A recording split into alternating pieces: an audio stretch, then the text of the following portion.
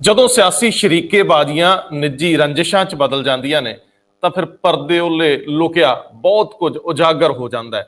ਦਿੱਲੀ ਸਿੱਖ ਗੁਰਦੁਆਰਾ ਪ੍ਰਬੰਧਕ committee ਦੇ ਵਿੱਚ ਵਾਪਰ ਰਹੀਆਂ ਘਟਨਾਵਾਂ ਸ਼ਾਦੀ ਭਰਦੀਆਂ ਨੇ ਕਿ ਜਦੋਂ ਸਿਆਸਤਦਾਨ ਰਲ ਕੇ ਖੇਡਦੇ ਆ, ਇਸ ਖੇਡ ਦੇ ਨਿਯਮ ਵੀ ਆਪ ਘੜਦੇ ਆ ਤੇ ਆਪਣੀ ਸਹੂਲਤ ਅਨੁਸਾਰ ਤੋੜ ਮਰੋੜ ਵੀ ਲੈਂਦੇ ਆ। ਮਨਜਿੰਦਰ ਸਿੰਘ ਸਿਰਸਾ ਦਿੱਲੀ ਦੇ ਸਿੱਖ ਹਲਕਿਆਂ 'ਚ ਇੱਕ ਵੱਡਾ ਨਾਂ, ਖਾਸ ਤੌਰ ਤੇ ਚੁਣਾਵੀ ਖੇਤਰ ਦਾ ਇੱਕ ਜੇਤੂ ਵਿਅਕਤੀ, ਜਿਹੜਾ ਖਾਸ ਤੌਰ ਦੇ ਉੱਤੇ ਧਾਰਮਿਕ ਨਾਲੋਂ ਸਿਆਸਤ ਦੇ ਵਿੱਚ ਜ਼ਿਆਦਾ ਰੁਚਿਤ ਆ, ਲੇਕਿਨ ਸਿਆਸਤ ਕਰ ਰਿਹਾ ਧਾਰਮਿਕ ਮਾਮਲਿਆਂ ਦੀ।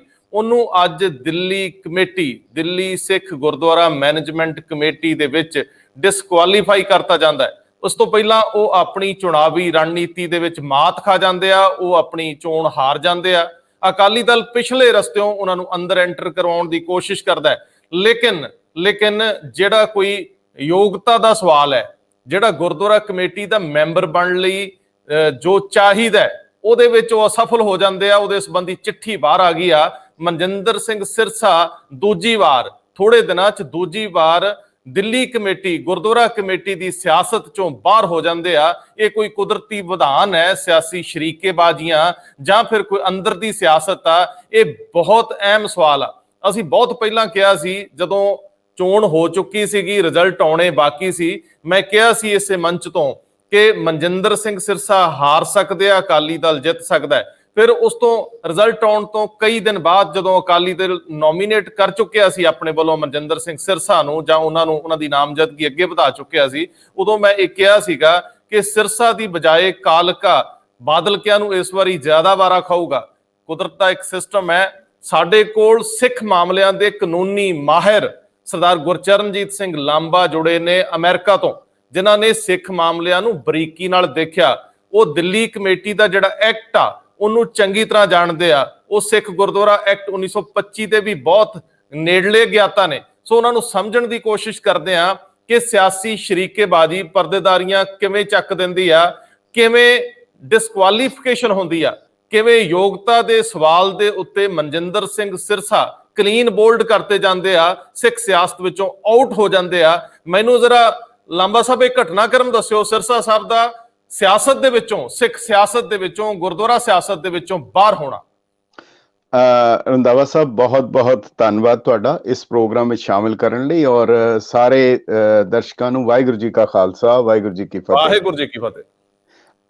ਜਿਹੜਾ ਦਿੱਲੀ ਸਿੱਖ ਗੁਰਦੁਆਰਾ ਮੈਨੇਜਮੈਂਟ ਐਕਟ 1971 ਹੈ, ਇਹ ਸਿੱਖ ਕੌਮ ਦੀ ਬਹੁਤ ਵੱਡੀ ਪ੍ਰਾਪਤੀ ਹੈ।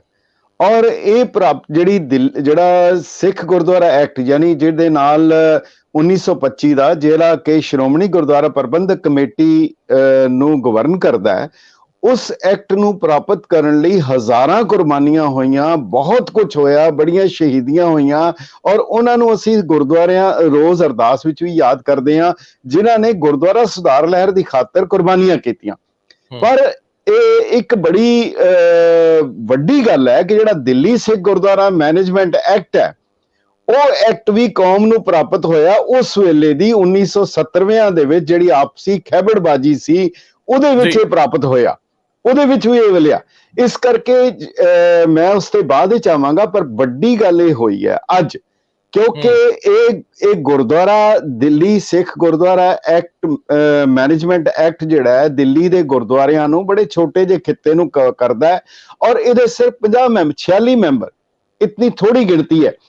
ਬਜਟ ਬਹੁਤ ਜ਼ਿਆਦਾ ਹੈ, ਤਾਕਤ ਬਹੁਤ ਜ਼ਿਆਦਾ ਹੈ, ਔਰ ਕੇਂਦਰ ਵਿੱਚ ਦੇਸ਼ ਦੀ ਰਾਜਧਾਨੀ 'ਚ ਹੋਣ ਕਰਕੇ ਜਿਹੜੀਆਂ ਸਰਕਾਰਾਂ ਉਹ ਵੀ ਇਸ ਦੇ ਤੇ ਨਜ਼ਰ ਰੱਖਦੀਆਂ ਕਿ ਉਹ ਸਟੇਜ ਤੋਂ ਉਹਨੂੰ ਕਿਵੇਂ ਇਸਤੇਮਾਲ ਕਰਨ। ਇਸ ਕਰਕੇ ਇੱਕ ਗੱਲ ਪੱਕੀ ਹੈ ਕਿ ਜਿਹੜੀ ਵੀ ਸਰਕਾਰ, ਜਿਹੜੇ ਵੀ ਇੱਥੇ ਕਮੇਟੀ ਬਣਦੀ ਹੈ, ਉਹ ਕੌਮ ਲਈ ਬੜੀ ਮਹੱਤਵਪੂਰਨ ਹੈ। ਔਰ ਇਹਦੇ ਵਿੱਚ ਜਿਹੜੀ ਕੁਆਲੀਫਿਕੇਸ਼ਨ ਦਿੱਤੀ ਗਈ ਸੀ, ਉਹਦੇ ਵਿੱਚ ਇੱਕ ਜਿਹਦੇ ਕਰਕੇ ਅੱਜ ਸਿਰਸਾ ਸਾਹਿਬ ਨੂੰ ਡਿਸਕੁਆਲੀਫਾਈ ਹੋਣਾ ਪਿਆ, ਨਾ ਅਹਿਲ ਕਰਾਰ ਦਿੱਤੇ ਗਏ, ਉਹ ਹੈਗਾ, ਇਹਦੀ ਇੱਕ ਕੁਆਲੀਫਿਕੇਸ਼ਨ ਹੈ, ਸ਼ਰਤ ਹੈ, ਜਿਹੜਾ ਮੈਂਬਰ ਬਣਨਾ ਚਾਹੁੰਦਾ ਹੈ ਉਹ ਗੁਰਮੁਖੀ ਲਿਖ ਪੜ੍ਹ ਸਕਦਾ ਹੋਏ। ਹੁਣ ਗੁਰਮੁਖੀ ਲਿਖ ਪੜ੍ਹ ਸਕਦੇ ਦਾ ਇਹ ਮਤਲਬ ਨਹੀਂਗਾ ਕਿ ਮੈਂ ਊੜਾ ਐੜਾ ਲਿਖ ਕੇ ਤੇ ਮੈਂ ਕਰਦੇ ਹਾਂ ਤੇ ਮੈਂ ਕਾਇਦਾ ਲੈ ਕੇ ਪੜ੍ਹਦੇ ਹਾਂ, ਕਿਉਂਕਿ ਜਿਹੜੇ ਦਿੱਲੀ ਗੁਰਦੁਆਰਾ ਐਕਟ ਦੀ ਭਾਵਨਾ ਸੀਗੀ, ਗੁਰਦੁਆਰਿਆਂ ਨੇ ਪ੍ਰਚਾਰ ਕਰਨਾ ਹੈਗਾ ਸਿੱਖੀ ਦਾ, ਇਹ ਸਿੱਖੀ ਦਾ ਕੇਂਦਰ ਹੈ। ਔਰ ਉਹਦੇ ਵਿੱਚ ਇੱਕ ਸ਼ਰਤ ਲਿਖੀ ਹੈ ਕਿ ਪੜ੍ਹਿਆ ਉਹ ਸਮਝਿਆ ਜਾਏਗਾ, ਉਹਨੂੰ ਪੜ੍ਹਿਆ ਸਮਝਿਆ ਜਾਏਗਾ। ਬੜੀ ਹੀ ਇੰਟਰਸਟਿੰਗ ਉਹਦੇ 'ਚ ਸ਼ਬਦਾਵਲੀ ਹੈ, ਜਿਹੜੀ ਪੰਜਾਬ ਦੇ ਗੁਰਦੁਆਰਾ ਐਕਟ ਵਿੱਚ ਵੀ ਹੈ। ਉਹਦੇ ਵਿੱਚ ਰੰਧਾਵਾ ਸਾਹਿਬ ਹੈਗਾ, ਜਿਹੜਾ ਅੰਨਾ ਨਹੀਂ ਹੁੰਦਿਆਂ ਹੋਇਆਂ ਵੀ ਗੁਰਮੁਖੀ ਨਹੀਂ ਪੜ੍ਹ ਸਕਦਾ ਜੀ। ਇਹਦਾ ਮਤਲਬ ਜਿਹੜਾ ਸੂਰਮਾ ਸਿੰਘ ਹੈ ਉਹਨੂੰ ਛੋਟ ਹੈ, ਇਹ ਨਹੀਂ ਕਿ ਕੱਲ ਕੋਈ ਸੂਰਮਾ ਉਹਨੂੰ ਲੈ ਕੇ ਆ ਜਾਏ ਕਿ ਜੀ ਇਹਦੇ ਕੋਲ ਗੁਰਮੁਖੀ ਪੜ੍ਹਾਓ, ਇਹ ਨਹੀਂ ਪੜ੍ਹ ਸਕਦਾ। ਸੋ ਐਕਟ ਜਿਹੜਾ ਹੈ, ਕਾਨੂੰਨ ਦੀ ਭਾਸ਼ਾ ਇਦਾਂ ਹੀ ਹੁੰਦੀ ਹੈ। ਉਹਦੇ 'ਚ ਲਿਖਿਆ ਜਿਹੜਾ ਵਿਅਕਤੀ ਅੰਨਾ ਨਹੀਂ ਹੁੰਦਿਆਂ ਹੋਇਆਂ ਵੀ ਗੁਰਮੁਖੀ ਨਹੀਂ ਪੜ੍ਹ ਸਕਦਾ। ਸੌਰੀ। ਹੁਣ ਉਹਦੇ 'ਚ ਗੁਰਮੁਖੀ ਪੜ੍ਹਨਾ ਜਿਹੜਾ ਹੈ, ਕੇਵਲ ਇਹ ਨਹੀਂ ਕਿ ਕਾਇਦਾ ਪੜ੍ਹ ਲਵੇ। ਉਹਦੇ 'ਚ ਨਾਲ ਲਿਖਿਆ ਹੈ ਕਿ ਪੜ੍ਹਿਆ ਉਹ ਸਮਝਿਆ ਜਾਏਗਾ ਜਿਹੜਾ ਕਿ ਗੁਰੂ ਗ੍ਰੰਥ ਸਾਹਿਬ ਦਾ ਪਾਠ ਕਰ ਸਕਦਾ ਹੋਏ। ਇਹ ਸ਼ਰਤ ਹੈ, ਕੇਵਲ ਇਹ ਨਹੀਂ ਕਿ ਗੁਰਮੁਖੀ ਪੜ੍ਹ ਕੇ ਦਿਖਾ ਦੇਵੇ। ਔਰ ਦੂਜੇ ਪਾਸੇ ਜਿਹੜਾ ਲਿਖਿਆ ਇਹ ਸਮਝਿਆ ਜਾਏਗਾ ਕਿ ਜਿਹੜਾ ਉਹ ਗੁਰਦੁਆਰਾ ਕਮੇਟੀ ਦਾ ਫਾਰਮ, ਜਿਹੜਾ ਮੈਂਬਰਸ਼ਿਪ ਦਾ ਫਾਰਮ ਆਪਣੇ ਹੱਥੀਂ ਭਰ ਸਕੇ। ਇਹ ਦੋ ਸ਼ਰਤਾਂ ਬੜੀਆਂ ਵੱਡੀਆਂ ਹੈਗੀਆਂ। ਹੁਣ ਇਹ ਕਿਉਂ ਪਾਈਆਂ ਗਈਆਂ? ਇਹਦੀ ਇੱਕ ਬੜਾ ਵੱਡਾ ਕਾਰਨ ਹੈਗਾ ਕਿ ਤੁਸੀਂ ਦੇਖੋਗੇ ਸਿੱਖ ਰਹਿਤ ਮਰਿਆਦਾ ਵਿੱਚ ਇਹ ਲਿਖਿਆ ਹੈ, ਹਰ ਸਿੱਖ ਨੂੰ ਹਰ ਮਾਂ-ਬਾਪ ਨੂੰ ਚਾਹੀਦਾ ਹੈ ਬੱਚਿਆਂ ਨੂੰ 2 ਵਿਦਿਆ ਦਿਵਾਏ। ਉਹ 2 ਵਿਦਿਆ ਇਹ ਨਹੀਂ ਕਿ ਜਿਹੜੀਆਂ ਹੋਰ ਮਰਜ਼ੀ ਪੰਜਾਬੀ ਨਹੀਂ ਲਿਖੀ ਪੜ੍ਹਾਏ। ਉਹਦੇ 'ਚ ਲਿਖਿਆ ਹੈ ਕਿ 2 ਵਿਦਿਆ ਕਿਹੜੀਆਂ? ਇੱਕ ਗੁਰਮੁਖੀ ਦੀ ਵਿਦਿਆ ਔਰ ਇੱਕ ਗੁਰਸਿੱਖੀ ਦੀ ਵਿਦਿਆ। ਇਹ ਵਿਦਿਆ ਇਸ ਕਰਕੇ ਜਿਹੜਾ ਹੁਣ ਗੁਰਦੁਆਰਾ ਜਿਨ੍ਹਾਂ ਦੇ ਕੋਲੇ ਕੇਸ ਸੀਗਾ, ਉਹਨਾਂ ਨੇ ਲਿਖਿਆ ਕਿ ਇਹ ਐਕਟ ਦੀ ਭਾਵਨਾ ਕੇਵਲ ਗੁਰਮੁਖੀ ਪੜ੍ਹ ਲਿਖਣਾ ਨਹੀਂ ਹੈਗਾ। ਉਹਦੀ ਭਾਵਨਾ ਹੈਗੀ ਹੈ ਗੁਰੂ ਗ੍ਰੰਥ ਸਾਹਿਬ ਨੂੰ ਪੜ੍ਹ ਸਕਦਾ ਹੈ, ਉਹਦੇ 'ਚੋਂ ਪਾਠ ਕਰ ਸਕਦਾ ਹੈ ਕਿ ਨਹੀਂ ਕਰ ਸਕਦਾ। ਹੁਣ ਉਹਨਾਂ ਨੇ ਜਦੋਂ ਸਿਰਸਾ ਸਾਹਿਬ ਨੂੰ ਦਿੱਤਾ ਕਿ ਤੁਸੀਂ ਇਹ 1358 ਅੰਕ ਨੂੰ ਪੜ੍ਹ ਕੇ ਦੱਸੋ, ਉਹ ਨਹੀਂ ਪੜ੍ਹ ਸਕੇ। ਔਰ ਦੂਜੇ ਪਾਸੇ ਜਦੋਂ ਉਹਨਾਂ ਨੂੰ ਕਿਹਾ ਗਿਆ ਲਿਖਣ ਵਾਸਤੇ, ਤਾਂ ਉਹਦੇ 'ਚ ਉਹਨਾਂ ਨੇ ਕਿਹਾ ਜੀ ਕਿ ਇੱਕ 45 ਜਾਂ 46 ਵਰਡਸ ਦਿੱਤੇ ਲਿਖਣ ਵਾਸਤੇ, ਉਹਦੇ 'ਚੋਂ 26 ਗਲਤੀਆਂ ਸੀ, ਉਹਦੇ 'ਚੋਂ 26 ਮਿਸਟੇਕਸ ਹੈਗੀਆਂ ਸੀ। ਪਰ ਸਵਾਲ ਹੈ ਕਿ ਇੱਥੇ ਥੋੜਾ ਜਿਹਾ ਗਲਤ ਹੈ, ਕਿਉਂਕਿ ਉਹ ਫਾਰਮ ਭਰਨਾ ਸੀ, ਨਾ ਕਿ ਕੋਈ ਹੋਰ ਡਿਕਟੇਸ਼ਨ ਦੇਣੀ ਸੀਗੀ।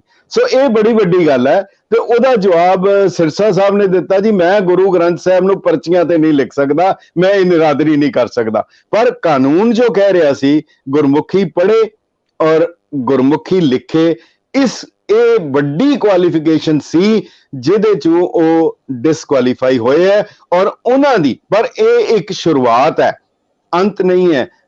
ਇਹਨੂੰ ਕਿਹਾ ਜਾ ਸਕਦਾ ਹੈ ਕਿ ਇਹ beginning of the bigger and, ਇਹ ਬੜੇ ਵੱਡੇ ਇਹਦੀਆਂ ਇੰਪਲੀਕੇਸ਼ਨਸ ਹੋਣਗੀਆਂ। ਬਿਲਕੁਲ। ਔਰ ਖਾਸ ਤੌਰ ਤੇ ਲਾਂਬਾ ਸਾਹਿਬ, ਜਦੋਂ ਅਸੀਂ ਯੂਨੀਵਰਸਿਟੀਜ਼ ਦੀਆਂ ਟੈਕਸਟ ਬੁੱਕਸ ਨੂੰ ਦੇਖਦੇ ਹਾਂ, ਜਦੋਂ ਅਸੀਂ ਸਿਲੇਬਸ ਦੀਆਂ ਕਿਤਾਬਾਂ ਦੇ ਵਿੱਚ ਗੁਰਬਾਣੀ ਅੰਕਿਤ ਦੇਖਦੇ ਹਾਂ, ਜੇਕਰ ਗੁਰਬਾਣੀ ਸਹੀ ਸੰਦਰਭ ਦੇ ਵਿੱਚ ਔਰ ਸਹੀ ਉਚਾਰਨ ਦੇ ਨਾਲ, ਜਮਾ ਜੋੜ ਨਾਲ ਲਿਖੀ ਜਾਂਦੀ ਹੈ, ਤਾਂ ਉਹਦੇ ਤੇ ਅਜੇ ਕੋਈ ਪਾਬੰਦੀ ਨਹੀਂ ਹੈ।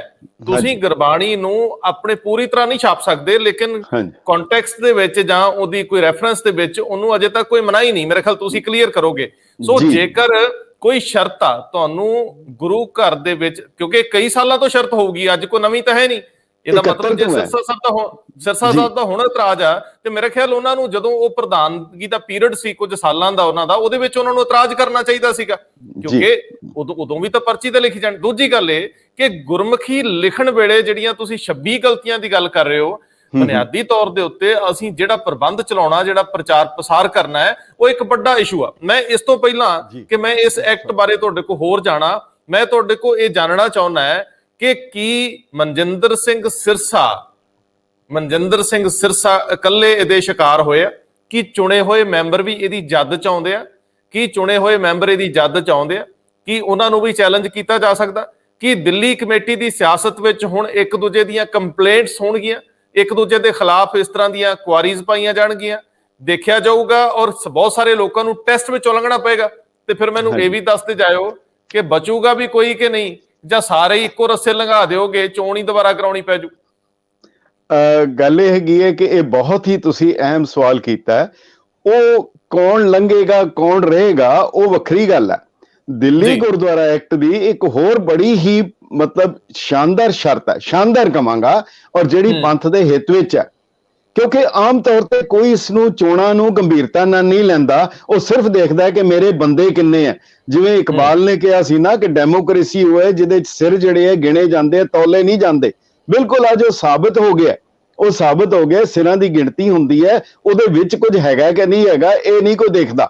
ਹੁਣ ਉਹਦੇ ਚ ਇੱਕ ਸ਼ਰਤ ਹੋਰ ਹੈ ਕਿ ਜੇ ਕੋਈ ਬੰਦਾ, ਜੇ ਕੋਈ ਵਿਅਕਤੀ ਅਗਰ ਗੁਰਦੁਆਰਾ ਕਮੇਟੀ ਦਾ ਮੈਂਬਰ ਬਣ ਜਾਂਦਾ ਔਰ ਔਰ ਉਹ ਬਣਨ ਦੇ ਬਾਅਦ ਉਹ ਐਕਚੁਅਲੀ ਕੁਆਲੀਫਾਈਡ ਨਹੀਂ ਹੈਗਾ, ਉਹਦੇ ਤੇ ਉਹ ਅਧਿਕਾਰਤ ਨਹੀਂ ਹੈ, ਤਾਂ ਉਸ ਹਾਲਤ ਵਿੱਚ ਜਿਹੜਾ ਉਹਦਾ ਜਿੰਨੀਆਂ ਮੀਟਿੰਗਾਂ ਅਟੈਂਡ ਕਰੇਗਾ ਫੀ ਮੀਟਿੰਗ 300 ਰੁਪਇਆ ਉਹਨੂੰ ਜੁਰਮਾਨਾ ਹੋਏਗਾ। ਇਹ ਕ੍ਰਿਮੀਨਲ ਆਫੈਂਸ ਹੈ। ਮੈਂ ਇੱਕ ਮਿੰਟ ਮੇਰਾ ਮੱਥਾ ਠਣਕਿਆ ਜੇ ਤੇ ਮੇਰੇ ਸਵਾਲ ਲੈ ਲਿਓ। ਇਹਦਾ ਮਤਲਬ ਕਿ ਮਨਜਿੰਦਰ ਸਿੰਘ ਸਿਰਸਾ ਪਿਛਲੇ ਕਈ ਸਾਲਾਂ ਤੋਂ, ਜਦੋਂ ਤੋਂ ਗੁਰਦੁਆਰਾ ਕਮੇਟੀ ਦੇ ਵਿੱਚ ਲਗਾਤਾਰ ਜਾ ਰਹੇ ਨੇ, ਔਰ ਉਹ ਜਿਹੜਾ ਪੁਰਾਣਾ ਹੁਣ ਤੱਕ ਦਾ ਉਹਨਾਂ ਦਾ ਮੀਟਿੰਗਸ ਦੇ ਵਿੱਚ ਹਾਜ਼ਰੀ ਤੋਂ ਲੈ ਕੇ ਐਕਟੀਵਿਟੀਜ਼ ਆ, ਉਹਦਾ ਜੁਰਮਾਨਾ ਵੀ ਲੱਗ ਸਕਦਾ ਹੈ। ਇਹ ਖਤਰਨਾਕ ਦੌਰ 'ਚ ਦਾਖਲ ਹੋ ਰਹੇ ਅਸੀਂ। ਇਹਦਾ ਮਤਲਬ ਹੈ ਕਿ ਜੇਕਰ ਇਹ ਕਾਨੂੰਨੀ ਦਾਅਪੇਚ ਵਿੱਚ ਫਸਦਾ ਹੈ ਤਾਂ ਮਨਜਿੰਦਰ ਸਿੰਘ ਸਿਰਸਾ ਲਈ ਇੱਕ ਸੰਕਟ ਖੜਾ ਹੋ ਸਕਦਾ।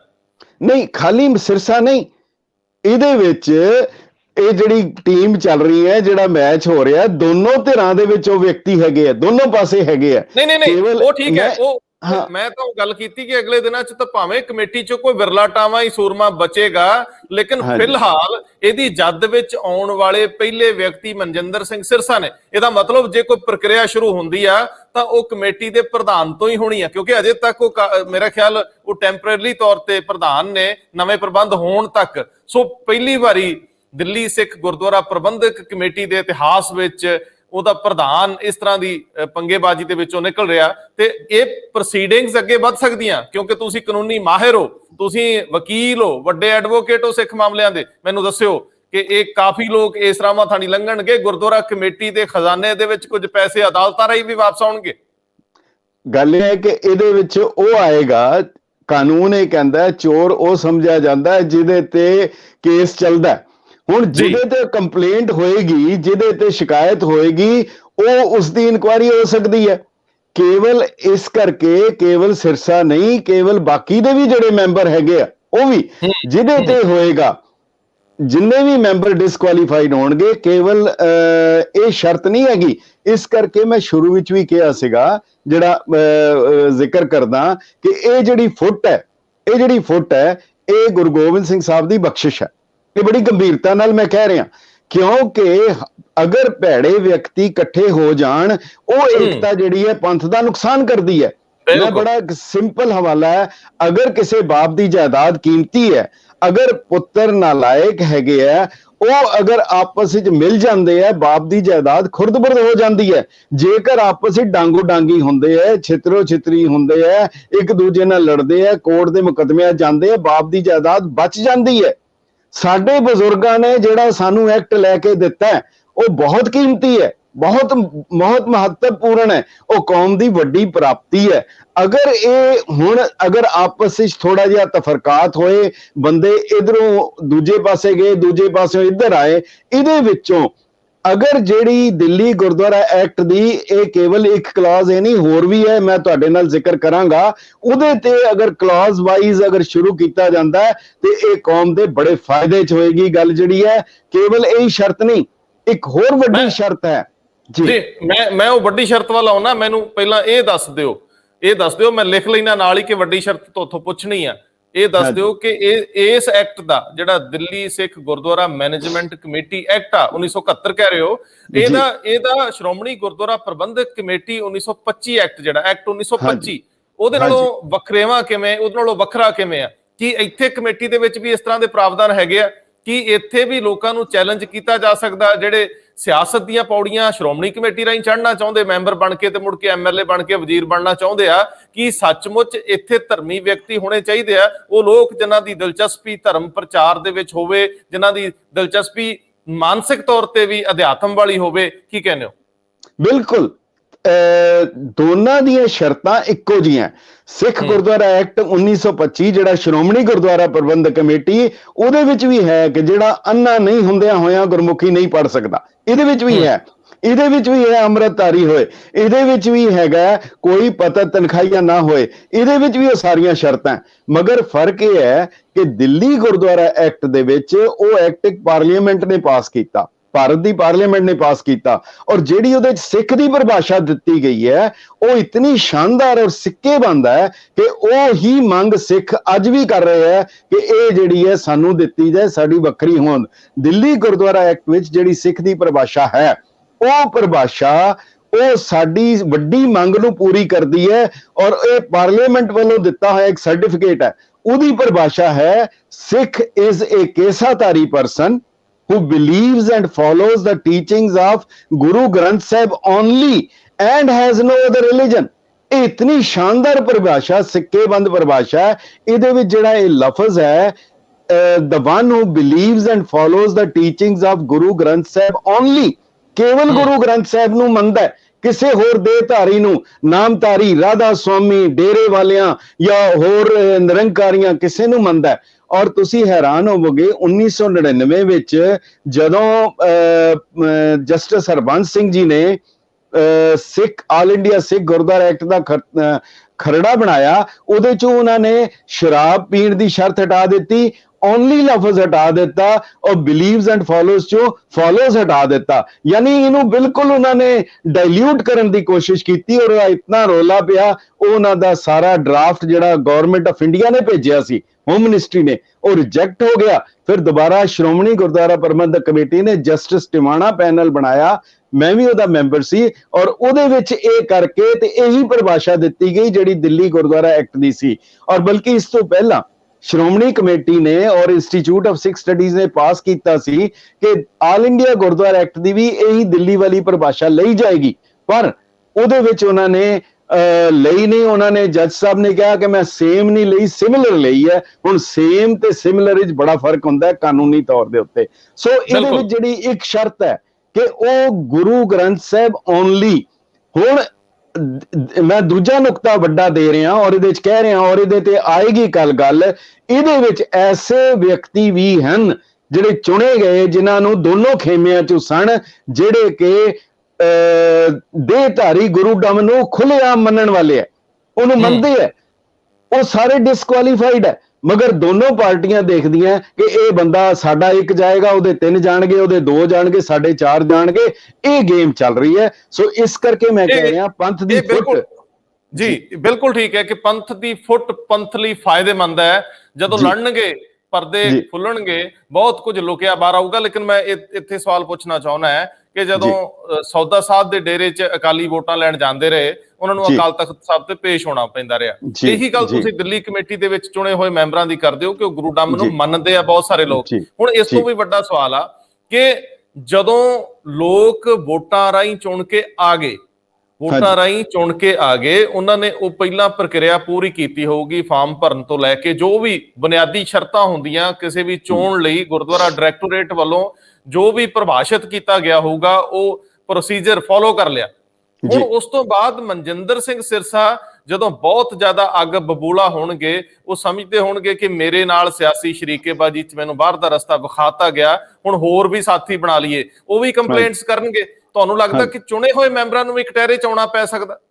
ਗੱਲ ਇਹ ਕਿ ਕਰਨਗੇ, ਕਰ ਸਕਦੇ ਹੈ। ਬਲਕਿ ਮੈਂ ਤੇ ਕਹਾਂਗਾ ਜਿਸ ਵੀ ਮੈਂਬਰ ਨੂੰ ਸਿੱਖੀ ਨਾਲ ਕੋਈ ਨਾਤਾ ਹੈ, ਉਹਨੂੰ ਚਾਹੀਦਾ ਕਿ ਉਹ ਕਰੇ ਕਿ ਮੈਂ ਤੇ ਹੈਗਾ, ਮੇਰੇ ਨਾਲ ਇਹ ਵੀ ਹੈਗੇ ਆ। ਇਸ ਕਰਕੇ ਇਹਦੇ 'ਚ ਕੋਈ ਸ਼ਰਮ ਦੀ ਗੱਲ ਨਹੀਂ ਹੈਗੀ, ਕਿਉਂਕਿ ਗੁਰਦੁਆਰਾ ਸਾਹਿਬ ਦੀ ਅਗਰ ਜਿਹੜੀ ਪ੍ਰਬੰਧਕ ਕਮੇਟੀ 'ਚ ਆਉਣਾ ਹੈ, ਘੱਟੋ ਘੱਟ ਉੱਥੇ ਤੇ ਗੁਰਦੁਆਰਾ ਸਾਹਿਬ ਨੂੰ ਮੰਨੇ ਨਾ। ਹੁਣ ਜਿਹੜੀ ਤੁਸੀਂ ਗੱਲ ਕੀਤੀ ਹੈ ਡੇਰਾ ਸਾਹਿਬ ਦੀ, ਉਹ ਇੱਕ ਬਿਲਕੁਲ ਉੱਗਾ ਚਿੱਟਾ ਨੰਗਾ ਹੋ ਗਿਆ, ਸਾਹਮਣੇ ਆ ਗਿਆ, ਉਹਦੇ ਤੇ ਹੋਇਆ। ਪਰ ਤੁਸੀਂ ਵੇਖੋਗੇ ਜਿਸ ਵੇਲੇ ਉਹਨੂੰ ਮਾਫ ਕੀਤਾ ਗਿਆ, ਉਸ ਵੇਲੇ ਵੀ ਹੁਣ ਦੀ ਮੌਜੂਦਾ ਦਿੱਲੀ ਗੁਰਦੁਆਰਾ ਕਮੇਟੀ ਦੇ ਸਾਰੇ ਅਹੁਦੇਦਾਰ ਬਾਰ-ਬਾਰ ਟੀਵੀ ਦੇ ਆ ਕੇ ਉਹ ਅਕਾਲ ਤਖਤ ਸਾਹਿਬ ਦੇ ਉਹਨੂੰ ਮਾਫ ਕਰਨ ਦੇ ਫੈਸਲੇ ਦੀ ਪ੍ਰੋੜਤਾ ਕਰ ਰਹੇ ਸੀ। ਦਿੱਲੀ ਕਮੇਟੀ ਉਹਦੀ ਪ੍ਰੋੜਤਾ ਕਰ ਰਹੀ ਸੀ। ਪਰ ਇਹਦਾ ਮਤਲਬ ਜਦੋਂ ਸਿਆਸੀ ਤੌਰ ਤੇ ਦੂਜੇ ਪਾਸੇ ਜਾਂਦੇ ਆ, ਉਹਨਾਂ ਦੇ ਜਿਹੜੇ ਉਹ ਵੀ ਹਿੱਤ ਵੀ ਜਿਹੜੇ ਬਦਲ ਜਾਂਦੇ ਹੈਗੇ। ਹੁਣ ਇਸੇ ਤਰੀਕੇ ਦੇ ਨਾਲ ਜਿਹੜਾ ਨਾਮਧਾਰੀ ਹੈਗੇ ਆ, ਕੋਈ ਫਰਕ ਨਹੀਂ, ਬਲਕਿ ਡੇਰੇ ਵਾਲੇ, ਨਿਰੰਕਾਰੀ, ਹੋਰ ਜਿਹੜੇ ਰਾਧਾ ਸੁਆਮੀ, ਉਹ ਕਹਿੰਦੇ ਹੈ ਕਿ ਗੁਰੂ ਗ੍ਰੰਥ ਸਾਹਿਬ ਉਹਨਾਂ ਦਾ ਇਹ ਕਹਿਣਾ ਹੈ ਕਿ ਅਸੀਂ ਗੁਰੂ ਹਾਂ, ਆਪਣੇ ਆਪ ਨੂੰ ਗੁਰੂ ਡਿਕਲੇਅਰ ਕਰਦੇ ਆ। ਪਰ ਉਹ ਗੁਰੂ ਗ੍ਰੰਥ ਸਾਹਿਬ ਦੇ ਖਿਲਾਫ ਨਹੀਂ ਬੋਲਦੇ। ਪਰ ਤੁਸੀਂ ਜੀ। ਦੇਖੋਗੇ ਕਿ ਲਿਖਤੀ ਔਰ ਬੋਲ ਕੇ ਨਾਮਧਾਰੀ ਜਿਹੜੇ ਹੈਗੇ ਉਹ ਖੁੱਲ੍ਹੇਆਮ ਕਹਿੰਦੇ ਆ ਕਿ ਗੁਰੂ ਗ੍ਰੰਥ ਸਾਹਿਬ ਤੁਹਾਡਾ ਗੁਰੂ ਨਹੀਂ ਹੈ। ਇਹ ਬੜੀ ਵੱਡੀ ਗੱਲ ਹੈ। ਔਰ ਉਹਨਾਂ ਨੂੰ ਅਗਰ ਉਹ ਮੈਂਬਰ ਬਣਦੇ ਆ ਤੇ ਮੇਰਾ ਖਿਆਲ ਹੈ ਇਸ ਤੋਂ ਵੱਡੀ ਹੋਰ ਸਾਡੇ ਲਈ ਮਾਯੂਸੀ ਕੀ ਹੋ ਸਕਦੀ ਹੈ ਕਿ ਉਹਨਾਂ ਨੂੰ ਨਾਲੇ ਲਾਂਬਾ ਸਾਹਿਬ, ਜਦੋਂ ਸਭ ਤੋਂ ਵੱਡੀ ਗੱਲ ਇਹ ਹੈ ਕਿ ਤੁਹਾਡੇ ਕੋਲ ਇੱਕ ਸੈੱਟ ਪੈਮਾਨਾ ਹੈ, ਇੱਕ ਨਿਰਧਾਰਤ ਚੌਕਟਾ ਹੈ ਕਿ ਤੁਸੀਂ ਇਹਦੇ ਵਿੱਚ ਰਹਿ ਕੇ ਹੀ ਮੈਂਬਰ ਬਣ ਸਕਦੇ ਹੋ। ਅਸੀਂ ਕਿਸੇ ਵੀ ਹੋਰ ਜੋ ਸਮਾਨਾਂਤਰ ਪ੍ਰਚਲਨ ਹੈ, ਉਹ ਭਾਵੇਂ ਕੋਈ ਵੀ ਡੇਰੇ ਨੇ, ਅਸੀਂ ਉਹਨਾਂ ਨੂੰ ਜੇ ਕ੍ਰਿਟਿਸਾਈਜ਼ ਨਹੀਂ ਵੀ ਕਰਦੇ ਕਿਉਂਕਿ ਵਿਅਕਤੀਆਂ ਦੀ ਆਪਣੀ ਜਿਸ ਤੁਸੀਂ ਧਰਮ ਦੇ ਅਨੁਯਾਈ ਹੋ, ਜੇਕਰ ਤੁਸੀਂ ਉਹਦੇ ਕਿਸੇ ਸੰਸਥਾਨ ਦੀ ਅਹੁਦੇਦਾਰੀ ਚਾਹੁੰਦੇ ਹੋ ਤਾਂ ਫਿਰ ਤੁਹਾਡੇ ਲਈ ਉਹੀ ਪੈਮਾਨੇ ਲਾਗੂ ਹੋਣਗੇ। ਸਵਾਲ ਤਾਂ ਇਹ ਹੈ ਕਿ ਤੁਸੀਂ ਇਹਨਾਂ ਸੰਸਥਾਵਾਂ 'ਚ ਸਿਆਸਤ ਲਈ ਬਣਨਾ ਚਾਹੁੰਦੇ ਹੋ। ਹਾਲਾਂਕਿ ਇਹ ਬਹੁਤ ਉੱਤਮ ਤੇ ਬਹੁਤ ਵੱਡਾ ਕੰਮ ਹੈ, ਇਹ ਬੜਾ ਨੇਕ ਕਾਜ ਆ। ਜਦੋਂ ਅਸੀਂ ਉੱਥੇ 10 ਰੁਪਏ 5 ਰੁਪਏ ਸ਼ਰਧਾ ਨਾਲ ਮੱਥਾ ਟੇਕਦੇ ਆ, ਕਈ ਤਾਂ ਉੱਥੇ ਅਥਰੂਆਂ ਨਾਲ ਟੇਕ ਰਹੇ ਹੁੰਦੇ। ਸੋ ਜਿਹੜੀਆਂ ਭਾਵਨਾਵਾਂ ਦਾ ਇੱਕ ਵੇਗ ਹੁੰਦਾ ਉਹ ਬਹੁਤ ਕੁਝ ਨਾਲ ਲੈ ਕੇ ਆਉਂਦਾ ਤੇ ਉਹ ਆਸਥਾ ਦਾ ਇੱਕ ਅਥਾਹ ਸਮੁੰਦਰ ਹੁੰਦਾ। ਤੁਸੀਂ ਉਹਨੂੰ ਯੂਜ਼ ਕਿਵੇਂ ਕਰ ਸਕਦੇ ਹੋ? ਤੁਸੀਂ ਉੱਥੇ ਆਪਣੀਆਂ ਸਿਆਸੀ ਰੋਟੀਆਂ ਕਿਵੇਂ ਸੇਕ ਸਕਦੇ ਹੋ? ਤੁਸੀਂ ਉੱਥੇ ਫੰਡਸ ਨੂੰ ਵਰਤ ਕਿਵੇਂ ਸਕਦੇ ਹੋ ਸਿਆਸੀ ਕੰਮਾਂ ਕਾਜਾਂ ਲਈ, ਰੈਲੀਆਂ ਲਈ, ਟੈਂਟਾਂ ਲਈ, ਜਿਹੜੇ ਇਹਨਾਂ ਦੇ ਉੱਤੇ ਸਾਰਿਆਂ ਤੇ ਦੋਸ਼ ਆਉਂਦੇ ਰਹੇ। ਸਾਰੇ ਕੋਰਟਾਂ ਕਚਹਿਰੀਆਂ 'ਚ ਗਏ। ਅਸੀਂ ਕਿਸੇ ਨੂੰ ਇਸ ਹਮਾਮ ਦੇ ਵਿੱਚ ਕੋਈ ਸਰਟੀਫਾਈ ਨਹੀਂ ਕਰਦੇ। ਲੇਕਿਨ ਕੁੱਲ ਮਿਲਾ ਕੇ ਦਿੱਲੀ ਕਮੇਟੀ ਦੇ ਦਰਮਿਆਨ ਇਹ ਰੇੜਕਾ, ਇਹ ਰੌਲਾ ਜੋ ਪਿਆ, ਇਹ ਮੈਨੂੰ ਲੱਗਦਾ ਸ਼ੁਭ ਸੰਕੇਤ ਆ। ਇਹ ਸ਼੍ਰੋਮਣੀ ਗੁਰਦੁਆਰਾ ਪ੍ਰਬੰਧਕ ਕਮੇਟੀ ਦੇ ਵਿੱਚ ਵੀ ਨਾਕਾਬਲ ਲੋਕਾਂ ਤੇ ਇਹ ਲਾਗੂ ਹੋਣਾ ਚਾਹੀਦਾ। ਮੈਂ ਇੱਕ ਜਾਂਦੀ ਵਾਰੀ ਦਾ ਸਵਾਲ ਪੁੱਛ ਲਾਂ, ਮੈਨੂੰ ਦੱਸਿਓ, ਇਹ ਕਲਾਜ ਕਿਹੜੇ ਭਲੇ ਪੁਰਸ਼ ਨੇ ਤੇ ਕਦੋਂ ਪਵਾਤੀ ਜਿਹਨੇ ਇਹਨਾਂ ਦੀ ਬਾਹ ਮਰੋੜਤੀ? ਇਹ ਭੈਂ ਕਿੱਥੋਂ ਮੰਨਦੇ ਕਿਸੇ ਦੀ? ਬੰਦੇ ਨੂੰ ਬੰਦਾ ਨਹੀਂ ਸਮਝਦੇ ਸਾਰੇ? ਕੀ ਕਹਿੰਦੇ ਹੋ? ਬਿਲਕੁਲ, ਜਿਹੜੀ ਤੁਸੀਂ ਗੱਲ ਕਰ ਰਹੇ ਹੋ, ਹਰ ਚੀਜ਼ ਦਾ ਕਈ ਵਾਰੀ ਜਿਹੜੀ ਫੁੱਟ ਹੁੰਦੀ ਹੈ ਆਪਸੀ, ਉਹ ਕੌਮ ਦੇ ਹਿੱਤ ਵਿੱਚ ਚਲੀ ਜਾਂਦੀ ਹੈ। ਇਹ ਜਿਵੇਂ ਸ਼ੁਰੂ 'ਚ ਕਿਹਾ, ਉਸ ਵੇਲੇ ਵੀ 1970 ਵਿੱਚ ਵੀ ਆਪਸ ਵਿੱਚ ਡਾਂਗੋ ਡਾਂਗੀ ਸੀਗੇ, ਬਹੁਤ ਬੁਰਾ ਹਾਲ ਸੀਗਾ। ਤੇ ਗੁਰਦੁਆਰਾ ਐਕਟ ਜਿਹੜਾ ਗੁਰਦੁਆਰਾ ਪ੍ਰਬੰਧ ਜਿਹੜਾ ਹੈ, ਇਹ ਚਾਹ ਰਹੇ ਸੀਗੇ ਉਸ ਵੇਲੇ ਵੀ। ਦਿੱਲੀ ਦੇ ਸਿੱਖ ਚਾਹੁੰਦੇ ਸੀ ਕਿ ਦਿੱਲੀ ਦੇ ਸਿੱਖ ਇਹਦਾ ਪ੍ਰਬੰਧ ਕਰਨ, ਪਰ ਜਿਹੜਾ ਅਕਾਲੀ ਦਲ ਸੀਗਾ ਪੰਜਾਬ ਦੇ ਵਿੱਚ, ਉਹ ਚਾਹੁੰਦਾ ਸੀ ਇਹਦੇ ਤੇ ਕਬਜ਼ਾ ਕਰਨਾ। ਦਿੱਲੀ ਦੇ ਗੁਰਦੁਆਰਿਆਂ ਤੇ, ਪੰਜਾਬ ਦੇ ਗੁਰਦੁਆਰਿਆਂ ਤੇ ਹੋ ਗਿਆ, ਹੁਣ ਦਿੱਲੀ ਦੇ ਗੁਰਦੁਆਰਿਆਂ ਤੇ। ਔਰ ਬਲਕਿ ਉੱਥੇ ਦਿੱਲੀ ਦੇ ਵਿੱਚ ਆਪਸ ਵਿੱਚ ਇੱਥੇ ਤੱਕ ਹੋਇਆ ਕਿ ਤਲਵਾਰਾਂ ਵੀ ਚਲੀਆਂ ਔਰ ਉਹਦੇ ਵਿੱਚ ਕਈਆਂ ਦੇ ਸਿਰਾਂ ਤੇ ਤਲਵਾਰਾਂ ਦੀ ਹੋਈ। ਮਗਰ ਉਸ ਵੇਲੇ ਸਰਕਾਰ ਜਿਹੜੀ ਸੀ ਇਹਦਾ ਬੋਰਡ ਬਣਾਉਣਾ ਚਾਹੁੰਦੀ ਸੀ ਆਪਣਾ, ਪਰ ਉਸ ਵੇਲੇ ਕੁਝ ਸੁਹਿਰਦ ਸਨ, ਉਹਨਾਂ ਨੇ ਇਹ ਐਕਟ ਜਿਹੜਾ ਉਹਦੇ 'ਚ ਬੀਬੀ ਨਿਰਲੇਪ ਕੌਰ ਮੁੱਖ ਸੀਗੇ, ਜਿਨ੍ਹਾਂ ਨੇ ਇਹ ਐਕਟ ਨੂੰ ਪਾਸ ਕਰਾਉਣ ਵਿੱਚ ਬੜਾ ਵੱਡਾ ਰੋਲ ਅਦਾ ਕੀਤਾ। ਔਰ ਉਹਦੇ 'ਚ ਇੱਕ ਬੜੀ ਦਿਲਚਸਪ ਹੈਗੀ ਹੈ ਕਿ ਉਸ ਵੇਲੇ ਉਹਨਾਂ ਨੇ ਕਲਾਜ਼ ਪਾ ਦਿੱਤੀ ਕਿ ਜਿਹੜਾ ਮੈਟ੍ਰਿਕ ਹੋਏ ਜਾਂ ਗਿਆਨੀ ਹੋਏ, ਇਹ ਵੀ ਕਲਾਜ਼ ਹੈ। ਦਿੱਲੀ ਕਮੇਟੀ ਪੰਜਾਬ ਵਿੱਚ ਨਹੀਂ ਹੈ, ਪੰਜਾਬ ਵਿੱਚ ਨਹੀਂ ਹੈਗੀ, ਮਗਰ ਇਹ ਦਿੱਲੀ ਐਕਟ ਦੇ ਵਿੱਚ ਹੈਗਾ ਕਿ ਉਹ ਵਿਅਕਤੀ ਜਿਹੜਾ ਬਣਨਾ ਚਾਹੁੰਦਾ ਅਹੁਦੇਦਾਰ, ਉਹ ਮੈਟ੍ਰਿਕ ਹੋਏਗਾ ਜਾਂ ਗਿਆਨੀ ਹੋਏਗਾ। ਔਰ ਉਹਦਾ ਨਤੀਜਾ ਇਹ ਨਿਕਲਿਆ ਕਿ ਇੱਕ ਬਹੁਤ ਵੱਡੇ ਸੀਨੀਅਰ ਆਗੂ ਸਨ ਉਸ ਵੇਲੇ, ਜਿਹੜੇ ਜਿਵੇਂ ਹੁਣ ਅੱਜ ਮਨਜਿੰਦਰ ਸਿੰਘ ਸਿਰਸਾ ਦੇ ਉੱਤੇ ਗਾਜ ਗਿਰੀ ਹੈ, ਉਹ ਵੀ ਉਹਦੇ ਤੇ ਡਿਸਕੁਆਲੀਫਾਈਡ ਹੋ ਗਏ ਔਰ ਨਹੀਂ ਬਣ ਸਕੇ। ਉਹਦੇ ਤੇ ਫਿਰ ਤਾਰਾ ਸਿੰਘ ਕਾਮਲ ਨੇ ਕੋਈ 4 ਲਾਈਨਾਂ ਲਿਖੀਆਂ ਸੀ। ਉਹ ਕਹਿੰਦਾ, ਏਕ ਅਕਾਲੀ करे बिनती है गुरुदेव हमारो, हमको मैट्रिक पास बना दो, मैं हूं दास तुम्हारो। 3 साल पहली में पढ़कर छोड़ दिया मदरसा, फिर हम गोलक सेव कमाई बैंक भरा बलियारो। सर्टिफिकेट बख्श परम मेरे के मैट्रिक के ज्ञानी, चोण जीत कर बनू 77 शत्रु पकड़ संघारो। ਸੋ ਹੁਣ ਇਹ ਸ਼ਤਰੂ ਸੰਘਾਰਨ ਦੀ ਜਿਹੜੀ ਇਹ ਪ੍ਰਕਿਰਿਆ ਹੈਗੀ ਹੈ, ਇਹ ਉਸ ਵੇਲੇ ਤੋਂ ਚੱਲ ਰਹੀ ਹੈ। ਪਰ ਸਾਨੂੰ ਸਾਰਿਆਂ ਨੂੰ ਜਿਹੜੇ ਵੀ ਹੈ, ਮੈਂ ਤੇ ਬਲਕਿ ਗੁਜ਼ਾਰਿਸ਼ ਕਰਾਂਗਾ ਦੋਨੋਂ ਧਿਰਾਂ ਨੂੰ, ਸਿਰਸਾ ਸਾਹਿਬ ਨੂੰ ਵੀ, ਉਹ ਵੱਡਾ ਦਿਲ ਦਿਖਾਉਣ ਔਰ ਉਹਦੇ ਵਿੱਚ ਕਹਿਣ ਕਿ ਮੈਂ ਤਾਂ ਠੀਕ ਹੈ, ਅਗਰ ਗਲਤ ਹੈ, ਅਗਰ ਮੈਂ ਨਹੀਂ ਪਾਠ ਕਰ ਸਕਦਾ, ਮੈਂ ਉਹਦੀ ਕੁਆਲੀਫਿਕੇਸ਼ਨ ਨਹੀਂ ਆਂਦਾ, ਪਰ ਜਿਹੜੇ ਬੰਦੇ ਦੇਹਧਾਰੀਆਂ ਨੂੰ ਮੰਨਦੇ ਹੈ, ਭਾਵੇਂ ਉਹ ਨਾਮਧਾਰੀ ਦੋਨੋਂ ਪਾਸਿਓਂ ਆਏ ਹੈ ਜਾਂ ਹੋਰ ਕੋਈ ਆਇਆ, ਉਹ ਸਾਰੇ ਜਿਹੜੇ ਗੁਰਮੁਖੀ ਨਹੀਂ, ਗੁਰੂ ਗ੍ਰੰਥ ਸਾਹਿਬ ਦਾ ਪਾਠ ਨਹੀਂ ਕਰ ਸਕਦੇ, ਜਿਹੜੇ ਈਵਨ ਇੱਥੇ ਤੱਕ ਹੈ ਕਿ ਦਿੱਲੀ ਗੁਰਦੁਆਰਾ ਵਿੱਚ ਵੋਟਰ ਲਈ ਸ਼ਰਾਬ ਪੀਣ ਵਾਲਾ ਵੋਟਰ ਨਹੀਂ ਬਣ ਸਕਦਾ। ਹੁਣ ਅਗਰ ਇਹਨਾਂ ਨੇ ਖੁਦ ਬਣਾਏ ਹੈਗੇ ਹੈ, ਇਹ ਬਹੁਤ ਵੱਡਾ ਪਾਪ ਹੈ ਕਿ ਗੁਰਦੁਆਰੇ ਦੀ ਚੋਣ ਲਈ ਤੁਸੀਂ ਐਸੇ ਵੋਟਰ ਬਣਾਉਂਦੇ ਹੋ। ਇਹ ਬਹੁਤ ਵੱਡਾ ਪਾਪ ਹੈ। ਇਸ ਕਰਕੇ ਜੀ ਜੀ, ਮੈਂ ਮਾਫੀ ਚਾਹੁੰਦਾ ਤੁਹਾਨੂੰ ਰੋਕ ਲਿਆ ਕਿਉਂਕਿ ਹੁਣ ਸਾਡੇ ਕੋਲ ਫੁਰਸਤ ਦੇ ਕੁਝ ਪਲ ਰਹਿ ਗਏ। ਮੈਨੂੰ ਇਹ ਦੱਸਿਓ ਕਿ ਇਹ government of NCT of Delhi, directorate of Gurdwara elections ਹੈ ਨਾ, ਇਹ ਨਰਿੰਦਰ ਸਿੰਘ ਦੇ ਸਾਈਨਾਂ ਥੱਲੇ 4 ਸਫ਼ਿਆਂ ਦਾ ਪੱਤਰ ਆ, ਜਿਹੜਾ ਆਰਡਰ ਆ, ਜਿਹੜਾ ਮਨਜਿੰਦਰ ਸਿੰਘ ਸਿਰਸਾ ਨੂੰ ਗੁਰਦੁਆਰਾ ਕਮੇਟੀ ਤੋਂ ਦੂਰ ਕਰਦਾ ਹੈ। ਕੀ ਮਨਜਿੰਦਰ ਸਿੰਘ ਸਿਰਸਾ ਕੋਲ ਵਿਕਲਪ ਹੋਣਗੇ, ਕਿਉਂਕਿ ਤੁਸੀਂ ਐਡਵੋਕੇਟ ਵੀ ਹੋ, ਵਿਕਲਪ ਹੋਣਗੇ ਇਸ ਆਰਡਰ ਨੂੰ ਕੋਰਟ ਦੇ ਵਿੱਚ ਚੈਲੰਜ ਕਰਨ ਦਾ? ਔਰ ਐਥੀਕਲੀ ਕਰਨਾ ਚਾਹੀਦਾ। ਜੇ ਤੁਹਾਨੂੰ ਗੁਰਬਾਣੀ ਲਿਖਣੀ ਨਹੀਂ ਆਈ, ਜੇਕਰ ਤੁਸੀਂ ਗੁਰਮੁਖੀ ਨਹੀਂ ਲਿਖ ਪਾਏ, ਤਾਂ ਫਿਰ ਤੁਹਾਨੂੰ ਅੱਗੇ ਜਾਣਾ ਚਾਹੀਦਾ ਜਾਂ ਸਿੱਖ ਸਿਧਾਂਤਾਂ ਦੀ ਪਾਲਣ ਕਰਨਾ ਚਾਹੀਦਾ, ਜਾਂ ਫਿਰ ਤੁਹਾਨੂੰ ਹਰ ਹਾਲ 'ਚ ਸਿਆਸਤ ਦੇ ਵਿੱਚ ਐਂਟਰ ਹੋਣਾ ਹੀ ਆ, ਤਰੀਕਾ ਕੋਈ ਵੀ ਲੱਭਿਆ ਜਾਵੇ। ਮੈਂ ਵਿਕਲਪਾਂ ਦੀ ਗੱਲ ਕਰਦਾ ਕਿ ਲੜਾਈ ਕੋਰਟਾਂ ਕਚਹਿਰੀਆਂ 'ਚ ਅੱਗੇ ਵਧੂਗੀ, ਜਾਂ ਤੁਹਾਨੂੰ ਲੱਗਦਾ ਕਿ ਇਹ ਸਿਆਣਪ ਨਾਲ ਮਨਜਿੰਦਰ ਸਿੰਘ ਸਿਰਸਾ ਦਿਲੋਂ ਮੰਨ ਲੈਣਗੇ ਕਿ ਹਾਂ ਮੇਰੇ 'ਚ ਖਾਮੀਆਂ ਤਾਂ ਹੈਗੀਆਂ, ਉਹ MLA ਬਣ ਜਾਣ, ਉਹ MP ਬਣ ਜਾਣ, ਉਹ ਅਕਾਲੀ ਦਲ ਦੀ ਲੋਕਲ ਪੋਲਿਟਿਕਸ ਵਿੱਚ ਪੰਜਾਬ 'ਚ ਆ ਕੇ ਲੜ ਲੈਣ, ਉਹਨਾਂ ਨੂੰ ਪੰਜਾਬ ਕੋਈ ਓਪਰਾ ਨਹੀਂਗਾ। ਲੇਕਿਨ ਸਿੱਖ ਸਿਆਸਤ, ਸਿੱਖ ਗੁਰਦੁਆਰਿਆਂ ਦੀ ਸਿਆਸਤ, ਗੁਰੂ ਘਰਾਂ ਦੇ ਪ੍ਰਬੰਧ ਧਾਰਮਿਕ ਵਿਅਕਤੀਆਂ ਤੇ ਛੱਡ ਦੇਣੇ ਚਾਹੀਦੇ ਆ, ਜਿਹੜੇ 100% ਸਿਆਸਤ ਨਾਲ ਨਾ ਜੁੜੇ ਹੋਣ। ਕੀ ਕਹਿੰਦੇ ਹੋ? ਤੁਸੀਂ ਜਿਹੜਾ ਸਵਾਲ ਕੀਤਾ ਹੈ ਕਿ ਕਾਨੂੰਨੀ ਹਰ ਕਿਸੇ ਨੂੰ ਚਾਰਾਜੋਈ ਕਰਨ ਦਾ ਉਹਨੂੰ ਹੱਕ ਹੈਗਾ, ਔਰ ਜਿਵੇਂ ਕਿਸੇ ਜੱਜ ਨੇ ਪੁੱਛਿਆ ਸੀ ਕਿਸੇ ਬੰਦੇ ਨੂੰ ਕਿ ਦੱਸ ਤੂੰ ਕਸੂਰ ਕੀਤਾ ਕਿ ਨਹੀਂ ਕੀਤਾ, ਉਹ ਕਹਿੰਦਾ ਜੀ ਮੈਂ ਅਜੇ ਨਹੀਂ ਦੱਸ ਸਕਦਾ। ਕਹਿੰਦਾ ਕਿਉਂ? ਕਹਿੰਦਾ ਜੇ ਮੈਂ ਗਵਾਹ ਨਹੀਂ ਸੁਣੇ। ਸੋ ਗੱਲ ਇਹ ਹੈ ਕਿ ਜਿੰਨੀ ਦੇਰ ਤੱਕ ਕਾਨੂੰਨ ਜਿਹੜਾ ਹੈ ਉਹ ਬੜੀ ਅਜੀਬ ਜੀ ਚੀਜ਼ ਹੈਗੀ ਹੈ, ਕਿਹੜੀਆਂ ਪ੍ਰਕਿਰਿਆਵਾਂ ਕਿਹੜੀਆਂ ਚੀਜ਼ਾਂ ਹੁੰਦੀਆਂ ਉਹਦੇ ਬਾਰੇ ਕਹਿਣਾ। ਪਰ ਮੈਂ ਇੱਕ ਗੱਲ ਜ਼ਰੂਰ ਕਹਿਣੀ ਚਾਹੁੰਦਾ, ਇਹ ਜਿਹੜਾ ਇਹਦੇ 'ਚ ਸ਼ਰਤ ਸੀ ਉਹ ਕੁਆਲੀਫਾਈਡ ਸਮਝਿਆ ਜਾਂਦਾ ਹੈ, ਜਿਹੜਾ ਕਿ ਇੱਕ ਸਰਟੀਫਿਕੇਟ ਲੈ ਆਏ ਕਿ ਕਿਸੇ ਹਾਈ ਸਕੂਲ ਦੇ ਪ੍ਰਿੰਸੀਪਲ ਕੋਲੋਂ ਕਿ ਇਹ ਬੰਦਾ, ਮੈਂ ਇਹਨੂੰ ਵੈਰੀਫਾਈ ਕਰਦਾ, ਇਹ ਗੁਰੂ ਗ੍ਰੰਥ ਸਾਹਿਬ ਦਾ ਪਾਠ ਕਰ ਸਕਦਾ। ਇਹ ਹਾਈ ਸਕੂਲ ਦਾ ਸਰਟੀਫਿਕੇਟ ਚਾਹੀਦਾ। ਹੁਣ ਦਿੱਲੀ ਦੇ ਵਿੱਚ ਸੁੱਖੋ ਖਾਲਸਾ ਹਾਈ ਸਕੂਲ ਫਤਿਹ ਨਗਰ ਦੇ ਪ੍ਰਿੰਸੀਪਲ ਸਾਹਿਬ ਨੇ ਇਹ ਸਰਟੀਫਿਕੇਟ ਦਿੱਤਾ ਕਿ ਮੈਂ ਇਹਦੀ ਤਸਦੀਕ ਕਰਦਾ। ਇਹਦਾ ਮਤਲਬ ਹੈ ਕਿ ਉਹ ਦੋਸ਼ੀ ਨਹੀਂ ਹੋਣਗੇ। ਕਿ ਜਿਹੜੇ ਸਕੂਲ ਦੇ ਪ੍ਰਿੰਸੀਪਲ ਸਰਟੀਫਿਕੇਟ ਦੇ ਰਿਹਾ, ਉਹਨਾਂ ਬੱਚਿਆਂ ਦਾ ਭਵਿੱਖ ਕਿਵੇਂ ਦਾ ਹੋਏਗਾ ਜਿਹੜੇ ਇਦਾਂ ਦੇ ਸਰਟੀਫਿਕੇਟ? ਬੱਚੇ ਤਾਂ ਸੁਣੇ ਆ ਕਿ ਗਲਤ ਸਰਟੀਫਿਕੇਟ ਲੈ ਕੇ ਆ ਜਾਂਦੇ ਆ, ਪਰ ਅਗਰ ਪ੍ਰਿੰਸੀਪਲ ਇਦਾਂ ਦੇ ਸਰਟੀਫਿਕੇਟ ਜਾਰੀ ਕਰਨ ਲੱਗ ਪੈਣ, ਇੱਕ ਗੱਲ।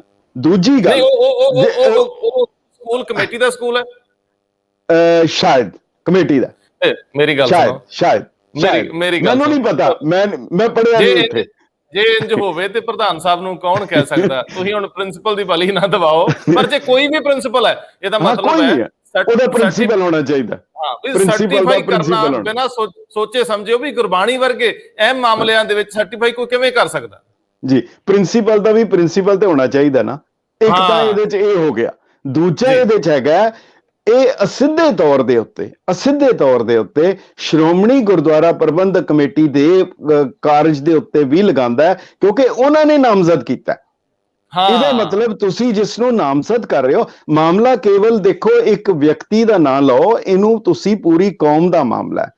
ਅਗਰ ਉਹ ਜਿੰਨੀ ਦੇਰ ਤੱਕ ਲੀਡ ਕਰ ਰਿਹਾ ਹੈ, ਉਹ ਕੌਮ ਨੂੰ ਲੀਡ ਕਰ ਰਿਹਾ ਹੈ, ਇਸ ਕਰਕੇ ਉਸ ਵਿਅਕਤੀ ਦਾ ਇਖਲਾਕੀ ਫਰਜ਼ ਹੈ। ਕਾਨੂੰਨੀ ਤੇ ਇੱਕ ਪਾਸੇ ਹੋ ਗਿਆ, ਕਾਨੂੰਨ ਦੀ ਮੈਂ ਗੱਲ ਨਹੀਂ ਕਰ ਰਿਹਾ, ਕਿਉਂਕਿ ਆਮ ਸਿੱਖ ਨੂੰ ਇਖਲਾਕੀ ਔਰ ਧਾਰਮਿਕ ਤੌਰ ਦੇ ਉੱਤੇ ਉਹਦਾ ਕੀ ਫਰਜ਼ ਹੈ ਉਹਨੂੰ ਖੁਦ ਸੋਚਣਾ, ਔਰ ਬਾਕੀਆਂ ਨੂੰ ਵੀ ਸੋਚਣਾ ਹੈ ਕਿ ਜਿਹੜੇ ਗਲਤ ਬੰਦਿਆਂ ਨੂੰ ਵੋਟਰ ਬਣਾ ਕੇ, ਗਲਤ ਬੰਦਿਆਂ ਦੀ ਹਮਾਇਤ ਲੈ ਕੇ ਔਰ ਗਲਤ ਤਰੀਕੇ ਵਰਤ ਕੇ ਉਸ ਨੂੰ ਕਾਇਮ ਰੱਖਣਾ ਚਾਹੁੰਦੇ ਹੈ, ਇਹ ਪੂਰੀ ਕੌਮ ਲਈ ਸ਼ਰਮਨਾਕ ਹੈ। ਔਰ ਇਹ ਲੋਕਾਂ ਲਈ ਵੀ ਜਿਹੜਾ ਹੈਗਾ, ਔਰ ਖਾਸ ਕਰਕੇ ਇਸ ਦੌਰਾਨ ਜਿਹੜੇ ਇਧਰੋਂ ਉਧਰ ਔਰ ਉਧਰੋਂ ਇੱਧਰ ਆਏ ਹੈ, ਇਹ ਵੀ ਇੱਕ ਬੜੀ ਹੈ। ਉਹ ਫਿਰ ਮੈਂ ਜਾਂਦੇ ਇੱਕ ਗੱਲ ਉਹਨੇ ਕਹੀ ਸੀ, ਤਾਰਾ ਸਿੰਘ ਕਾਮਲ ਨੇ, ਕਹਿੰਦਾ ਗਲੀ ਦੇ ਕੁੱਤੇ ਦੀ ਅੱਖ ਵੀ ਸ਼ਰਮਾ ਗਈ, ਦਲ ਬਦਲੂਆਂ ਦੀ ਜਟੋਲੀ ਆ ਗਈ।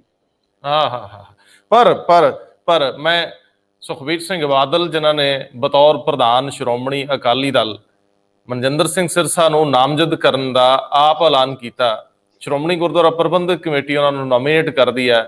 ਇਹ ਜਿੰਨੇ ਵੀ ਅਦਾਰੇ ਨੇ, ਇਹ ਜਿੰਨੇ ਵੀ ਮਤਲਬ ਕਦਾਵਰ ਲੋਕ ਨੇ, ਵੱਡੀਆਂ ਹਸਤੀਆਂ ਨੇ, ਸੋ ਹਰਫ ਤੇ ਇਹਨਾਂ ਤੇ ਵੀ ਆਉਂਦਾ। ਖੈਰ, ਕੌਣ ਆਪਣੇ ਵੱਲ ਉਂਗਲ ਦੇਖਦਾ ਹੈ? ਵੱਡੇ ਲੋਕ ਨੇ, ਇਹ ਕਹਿੰਦੇ ਬੋਲਦੇ ਰਹਿਣ, ਇਹਨਾਂ ਦਾ ਕੰਮ ਇਹ ਕਰਨਾ ਹੈ। ਲੇਕਿਨ ਸਵਾਲ ਇਹ ਆ ਕਿ ਸਦੀਆਂ 'ਚ ਬਣੀਆਂ ਸੰਸਥਾਵਾਂ ਪਲਾਂ 'ਚ ਮਲੀਆਂ ਮੇਟ ਹੋ ਜਾਂਦੀਆਂ ਨੇ ਤੇ ਸਿਧਾਂਤ ਮਿੰਟੋ ਮਿੰਟੀ ਤਬਾਹ ਕਰਤੇ ਜਾਂਦੇ ਆ। ਖੈਰ, ਕੋਈ ਨਾ ਕੋਈ ਪੀੜ੍ਹੀ ਆ ਕੇ ਫਿਰ ਉਹਨਾਂ ਨੂੰ ਸਾਂਭ ਲੈਂਦੀ ਆ, ਲੇਕਿਨ ਦਰਮਿਆਨ ਦਾ ਪੀਰੀਅਡ ਜਿਹਦੇ ਵੀ ਹਿੱਸੇ ਆਉਂਦਾ ਉਹ ਕਾਲਖ ਵਾਲਾ ਹੁੰਦਾ ਹੈ। ਇਤਿਹਾਸ ਦੇ ਪੰਨਿਆਂ 'ਚ ਬਹੁਤ ਕੁਝ ਐਸਾ ਦਫਨ ਹੈ ਕਿ ਬਹੁਤ ਸ਼ਾਈਨਿੰਗ ਜਿਹੜੇ ਲੋਕ ਸੀਗੇ ਥੋੜੀ ਦੇਰ ਲਈ ਧੁੰਦਲਕੇ ਦਾ ਸ਼ਿਕਾਰ ਹੋਏ, ਫਿਰ ਕੋਈ ਨਵੀਂ ਪੀੜ੍ਹੀ ਆਈ, ਫਿਰ ਉੱਭਰ ਆਏ। ਖਰ ਇਹ ਇਤਿਹਾਸ ਦੇ ਨਾਲ ਨਾਲ ਤੁਰਨ ਵਾਲਿਆਂ ਨੂੰ ਪਤਾ ਹੋਊਗਾ, ਪੰਜਾਬੀ ਤਾਂ ਪੜ੍ਹਨਾ ਹੀ ਭੁੱਲ ਗਏ। ਸਰਦਾਰ ਸਾਹਿਬ ਬਹੁਤ ਮਿਹਰਬਾਨੀ, ਬਹੁਤ ਧੰਨਵਾਦ।